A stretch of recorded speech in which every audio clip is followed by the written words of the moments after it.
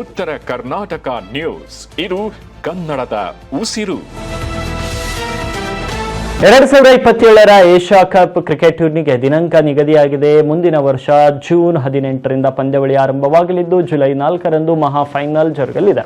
ಇನ್ನು ಈ ಬಾರಿ ಟೂರ್ನಿಯ ಆತಿಥ್ಯವನ್ನು ಬಾಂಗ್ಲಾದೇಶ ವಹಿಸಿಕೊಳ್ಳುತ್ತಿರುವುದು ಅಧಿಕೃತವಾಗಿದೆ. ವಿಶ್ವಕಪ್ ಸರಣಿಗಳಿಗೆ ಅನುಗುಣವಾಗಿ ಏಷ್ಯಾ ಕಪ್ ಮಾದರಿಯನ್ನ ಬದಲಾಯಿಸಲಾಗುತ್ತದೆ. 2027ರ ಕೊನೆಯಲ್ಲಿ ಸೌತ್ ಆಫ್ರಿಕಾ, ಜಿಂಬಾಬ್ವೆ, ನಮಿಬಿಯಾದಲ್ಲಿ ಐಸಿಸಿ ಪುರುಷರ ಏಕದಿನ ವಿಶ್ವಕಪ್ ನಡೆಯಲಿದ್ದು ಅದಕ್ಕೆ ಪೂರ್ವ ಸಿದ್ಧತೆಯಾಗಿ 2027ರ ಏಷ್ಯಾ ಕಪ್ ಅನ್ನು ಕೂಡ 50 ಓವರ್ಗಳ ಏಕದಿನ ಮಾದರಿಯಲ್ಲಿ ನಡೆಸಲು ಏಷ್ಯನ್ ಕ್ರಿಕೆಟ್ ಕೌನ್ಸಿಲ್ ನಿರ್ಧರಿಸಿದೆ.